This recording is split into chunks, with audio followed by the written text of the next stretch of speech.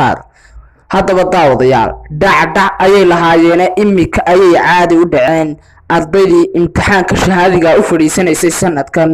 iyadoo uu sabab yahay alfanaan sharmabay amaba macalin sharmabay kolba kaad u taqaano isagoo soo saaray hees odhanaysay dhacdhac bacbac iyo waxyaabo caynkaasiya balse wax walba riyo ah mar ayay rumowdaa imika ayay caadi u dhaceen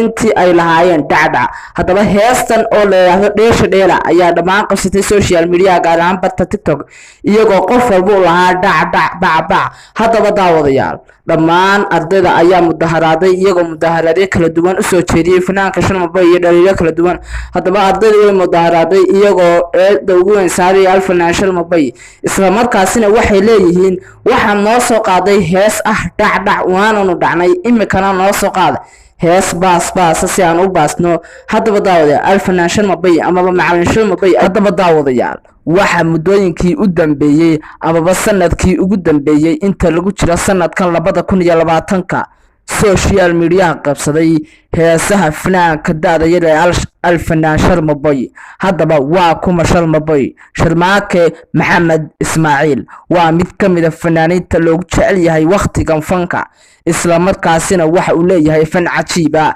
haddaba daawadayaal fanaankani oo ah fanaan daayar isla markaasina heesaha uu usoo gudbiyo dadka ay gadmaan. haddaba fanaankan heesihiisa waxay qabsadaan aaladda TikTokta oo ay muddooyinkii u dambeeyay halkaasi ku kulmeen dhammaan dhalinyarada Soomaaliyeed. haddaba ardaydii sanadkan u fadhiisanaysay imtixaanka shahaadiga ee dugsiga sare ma sharmabay ayaa macalin u ahaa mise iyaga ayaa wax ka qaldanaayeen mise dhinaca wasaaradda iyo imtixaanka ayaa wax ka qaldanaayeen? haddaba daawadayaal eedeyntii ugu weyneed amaba eedeyntii ugu ballaadhnayd ee ka timi imtixaanka iyo natiijada liidata ee ardayda waxaa lagu eedeynayaa alfanaan sharmabay maadaama uu soo saaray heeso dhalinyarada ka waala isla markaasina ay dhalinyaradu si waaliya TikTokta u qabsadaan ayna ku mashquulaan. wax yar ka hor imtixaanka wuxuu soo saaray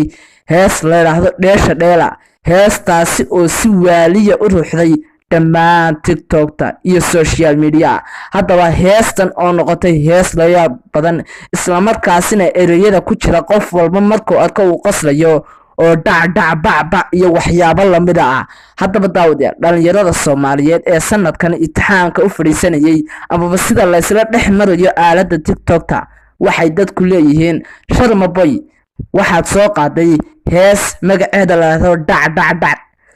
imikana waxaan kaa sugaynaa hees la yiraahdo baas si aanu sanadka dambe imtixaanka u baasno. waa oraahda lagu arkayay aaladda TikTokta. haddaba adigu maxaad is leedahay saameyn intee leeg ayuu alfanaan sharmabay ku leeyahay waqtigan fanka? haddaba daawadayaal waanu idinla soo socodsiin doonaa wixii war ah ee kasoo dambe arrinkan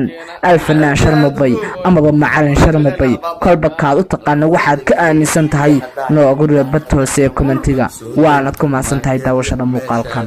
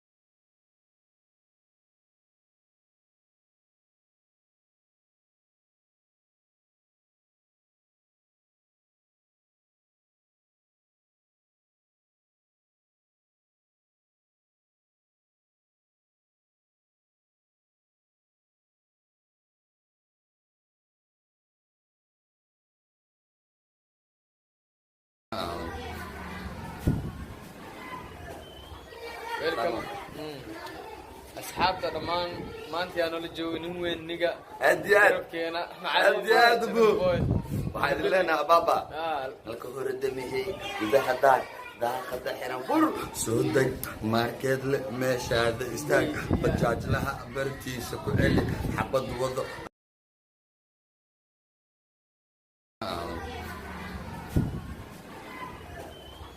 ويلكم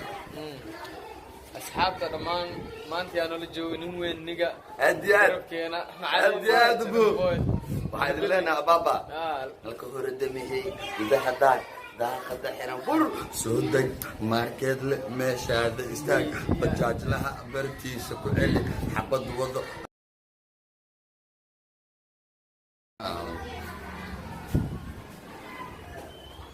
ويلكم أصحابته دمان ما أنت أنا اللي جو نوين نجا أديان كينا أديان بو وحيد لنا بابا الكهور الدمي إذا حدار داخل حنا بور سودك ماركت مشاد استاك بجاج لها برتي سكوعلي حبض وضع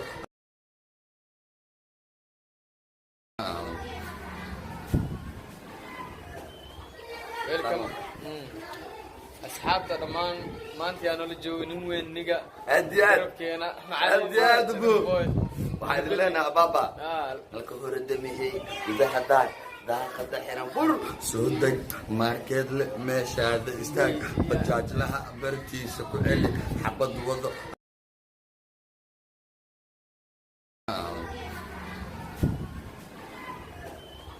ويلكم أصحابته دمان ما أنت أنا اللي جو نوين نجا أديان كينا أديان بو وحيد لنا بابا الكهور الدمي إذا حدار داخل حنا بور سودك ماركت مشاد استاك بجاج لها برتي سكوعلي حبض وضع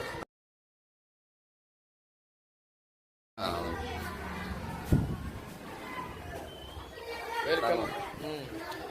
أصحابته دمان ما أنت أنا اللي جو نوين نجا أديان كينا أديان بو وحيد لنا بابا الكهور الدمي إذا حدار داخل حنا بور سودك ماركت مشاد استاك بجاج لها برتي سكوعلي حبض وضع